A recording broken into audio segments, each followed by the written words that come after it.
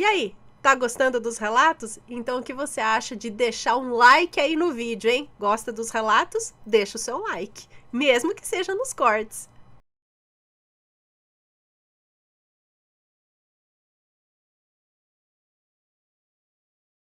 O meu pai morreu em meu lugar?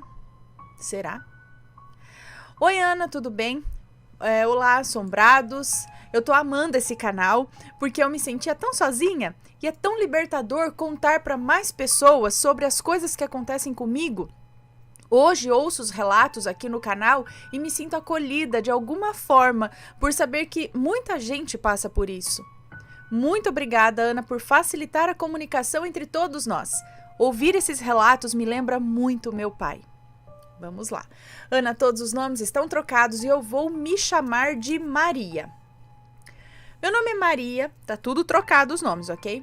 Tenho 34 anos. Esse relato de minha vida se passou no Nordeste. Não vou falar o estado porque eu não me sinto à vontade ainda. Antes do relato, eu preciso falar um detalhe sobre mim. Eu sempre tive sonhos que acabam acontecendo e ouço vozes que me dizem coisas que vão acontecer. Eu vejo coisas que ninguém mais vê, entre outras coisas, né? Eu não tenho mais medo disso, não, porque eu já me acostumei. Desde que me entendo por gente, eu sou assim. Não falo sobre isso porque a única vez que eu falei para uma melhor amiga, ela parou de falar comigo e espalhou para a turma toda. E eles riram muito de mim. Eu troquei até de escola e nunca mais quis ter uma amiga. Às vezes é melhor andar sozinha, sabe? Eu só converso com a minha irmã, que eu vou chamar aqui de Maia. Ela é a única que me entende. Nem tudo é revelado a mim. E não é fácil. Às vezes eu me sinto culpada por não conseguir mudar as coisas. E quando consigo mudar, os demônios vêm me cobrar o porquê que eu interferi no destino de alguém. Então eu penso bastante antes de me meter em uma batalha espiritual. Eu não tenho nenhuma religião. Eu creio em Deus e elevo o pensamento a Ele todos os dias. Agora que vocês sabem o meu segredo, posso contar o que aconteceu com a minha família. Meu pai era rezador. Ele não era pai de santo. Ele não tinha terreiro. Não fazia despacho, nem oferendas, nem nada disso. Ele só rezava nas pessoas e era muito bom no que fazia. Ele sempre agia espiritualmente, ou seja, se precisasse desfazer algo, ele mandava os espíritos que os acompanhavam, e se eles não conseguissem, ele mesmo fazia uma oração e ia em espírito lá onde quer que fosse para resolver. E ele falava os detalhes do lugar ou da pessoa e sempre batia certinho. O meu pai nunca cobrou nada, era tudo de graça. Isso mesmo, tudo de graça. Podia ser uma pessoa pobre ou rica, ele não cobrava nada, absolutamente nada. Mas ele sempre recebia muitos presentes e as pessoas faziam questão de dar dinheiro a ele e ele aceitava. Ele sempre me dizia que não podia cobrar pelo dom que Deus deu a ele de graça e que Deus nunca ia deixar faltar nada para ele. E é verdade, nunca faltou nada. Ele tinha tudo do bom e do melhor. Médicos bem-sucedidos, advogados, juízes, doutores, políticos, todos esses o procuravam. Discretamente, eles mandavam o carro na casa do meu pai, o motorista falava baixinho com ele e ele entrava no carro e ia até a mansão dessas pessoas, tudo muito discreto. As pessoas normais ou não tão ricas iam na casa dele nos sábados e nos domingos, que ele atendia sem parar. Ele atendia sem parar nem para comer. Ele era muito amado. Eu sempre ficava na mesa ouvindo as histórias das pessoas que chegavam lá chorando, sofrendo às vezes. Das pessoas que chegavam lá chorando e sofrendo. Às vezes demorava meses para que eles conseguissem resolver os problemas e às vezes no mesmo dia resolvia. Era sempre uma novidade. Muitas pessoas, depois de resolver os problemas, continuavam indo visitar o meu pai. As pessoas iam na casa dele, sentavam em sua mesa e lhes contavam seus problemas. Muitas vezes eram maledites ou maleditos, arrependidos por terem feito feitiço contra alguém e estavam colhendo o mal e arrependidos queriam desfazer o que eles tinham mandado fazer. Só que quem tinha recebido para fazer o feitiço não queria desfazer ou cobrava muito mais caro agora para desfazer. E o meu pai consultava o mundo espiritual e dizia o que a própria pessoa tinha que fazer e os mandava orar muito, pedir perdão a Deus e que infelizmente eles iam passar por maus bocados mesmo. Mas se o arrependimento fosse verdadeiro, Deus os confortaria logo em seguida. Era muito comum a presença na casa do meu pai de pessoas vítimas de feitiços ou de trabalhos, e o meu pai também os desfazia. Assombrados, nem tudo são flores. O meu pai lutava espiritualmente em muitas guerras e batalhas por muitas pessoas. E vocês sabiam que quando se luta por alguém espiritualmente, os demônios que queriam aquela pessoa vão atacar quem o defende? E quando esses demônios não conseguem, eles atacam o elo mais fraco da família do defensor? Pois é, para quem não sabia, agora está sabendo. Sempre há um preço a ser pago, e o meu pai nunca imaginou que seria assim. Somos em 6 os filhos do meu pai, e cada um tem o seu dom, só que nem todos usavam os seus dons para o bem. Meu pai é separado da minha mãe há muitos anos. Meu pai tinha minha madrasta e minha mãe o meu padrasto. Eu me dava muito bem com eles. Eu, para falar a verdade, não uso esses dons com frequência. Eu só uso quando eu quero saber algo, ou às vezes é revelado a mim mesmo sem eu pedir. Às vezes dá para mudar o destino de alguém, mas eu evito fazer isso porque a cobrança depois é muito alta, mesmo que seja para o bem. Quando estou em perigo, as vozes me avisam, mesmo eu as proibindo de falar.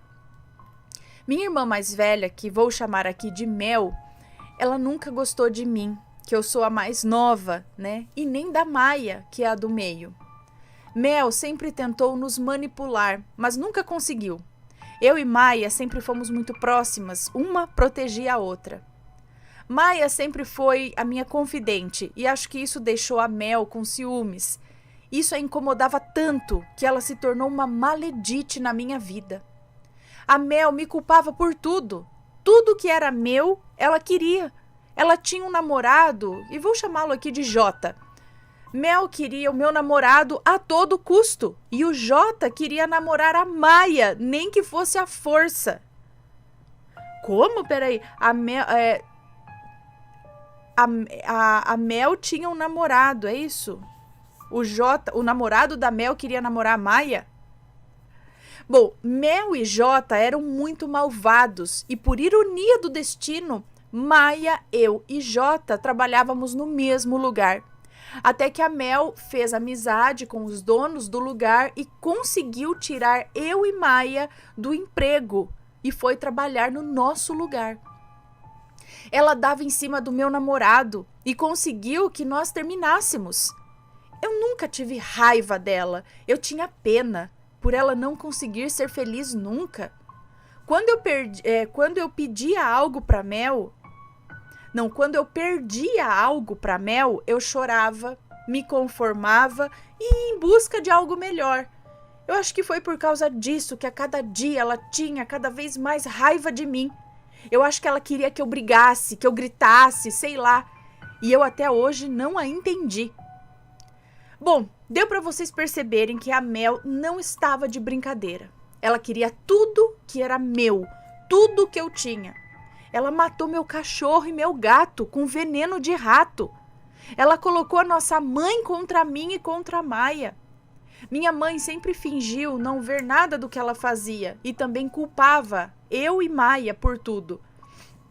Mel me dizia que ia em um terreiro fazer trabalhos contra mim, para que eu me desse mal, mas nunca pegou, ela ia fazer trabalho para que eu me desse mal, mas nunca pegou nenhum trabalho em mim. Ela disse, olhando em meus olhos, que ia me destruir e acabar com a minha vida, só que eu nunca pensei que ela estava falando sério de verdade. Ela sempre fazia comidas que eu gostava e me dava, mas eu nunca comia. Ela me dava roupas para eu usar, me dava coisas que estavam enfeitiçadas, mas nunca deu certo, pelo menos até hoje. Nunca me atingiram. Eu sempre tive muita fé, eu sempre li a Bíblia, sempre orei, sempre elevei meu pensamento a Deus e isso a incomodava muito. A ponto dela achar que se eu ouvisse louvores, eu estava fazendo macumba para ela. Isso mesmo, os louvores que eu ouvia a incomodavam demais, a ponto dela dizer para minha mãe que os louvores eram macumba contra ela. Eu tinha um livro sobre as histórias dos orixás.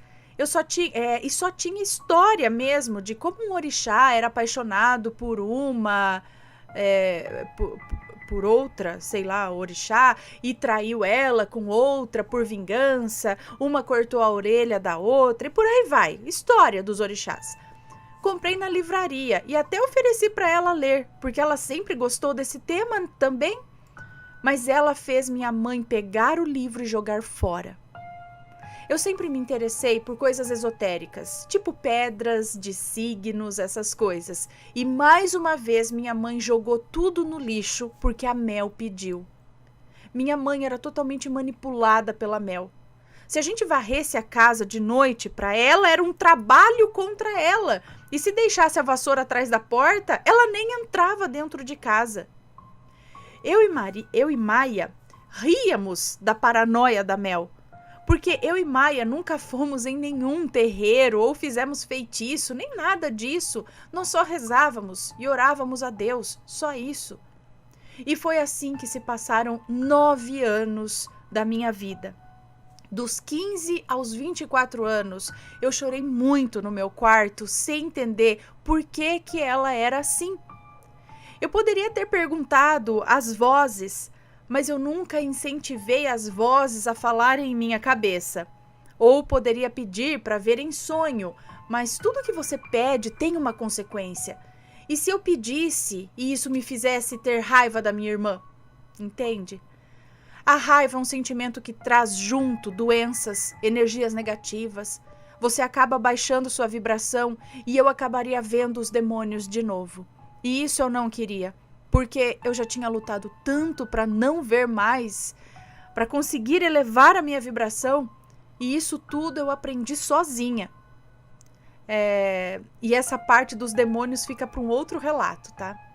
Bom, eu conversava com meu pai, mas eu não contava tudo para ele, porque eu já o via tão cheio de pessoas querendo a ajuda dele, e eu não queria levar mais problemas para ele.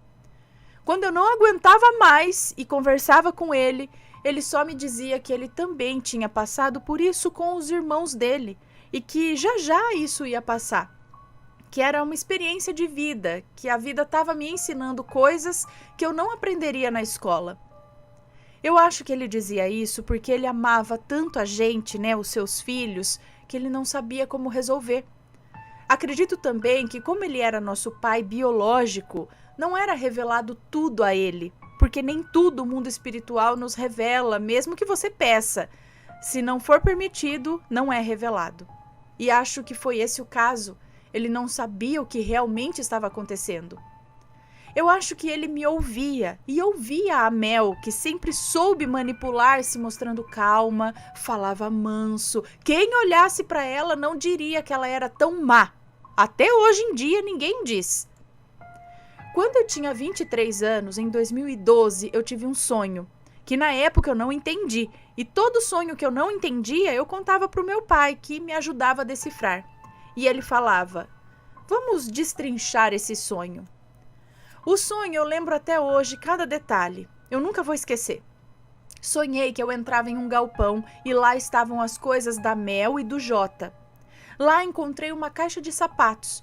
Eu abri essa caixa e dentro tinha um livro com a capa preta, folhas de papel embaixo desse livro, e embaixo dessas folhas tinha um voodoo, que era um boneco de pano com palha e com alfinetes enfiados nele.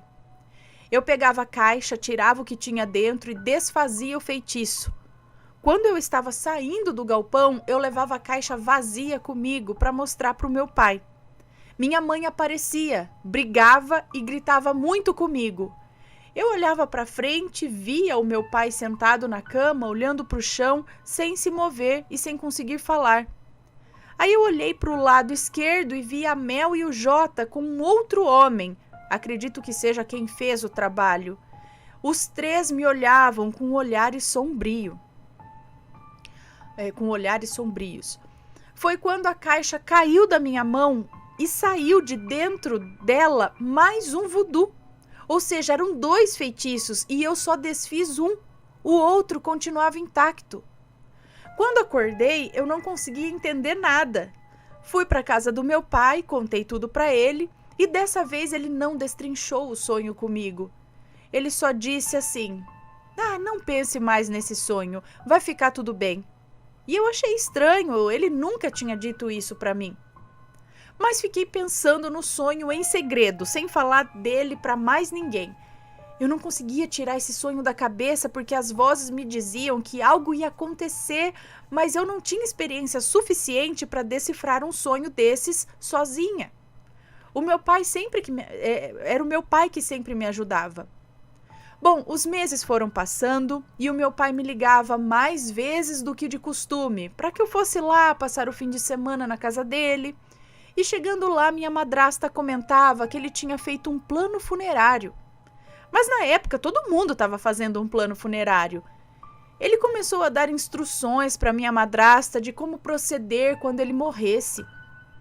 Mas a gente sempre falou de morte, que na época não parecia ser nada sério, e ele falava rindo dessas coisas, sem preocupação alguma, sem tristeza, e eu achava que era só uma conversa normal. Chegou o São João, que aqui no Nordeste a gente comemora em casa, acende fogueira na rua, em frente à casa, faz comida típica, conversa, brinca, solta fogos. É uma alegria tão grande, né? E o meu pai ria tanto nessas festas e ele estava tão feliz como eu nunca tinha visto. E os meses continuaram passando, até que ele ficou doente.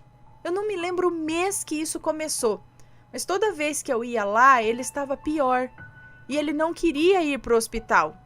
Ele nos fez jurar que não levaríamos ao hospital.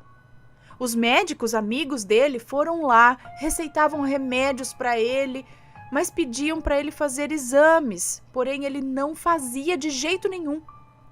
Ele pediu para todos os filhos passarem o Natal com ele. Todos os anos o Natal era na casa do meu pai, mas meus irmãos não iam muito. Só eu e a Maia é que íamos com frequência. Mas naquele ano de 2012, todos os filhos foram. Meu pai estava em cima da cama, sem poder falar, igual no meu sonho. Mas eu, naquela época, não enxergava isso. Eu só via o meu pai doente. Até que passou o ano novo, chegamos em 2013 e em 4 de janeiro eu vi uma luz branca, pequenininha, voando em cima de mim. A Maia também sentiu algo diferente naquela manhã.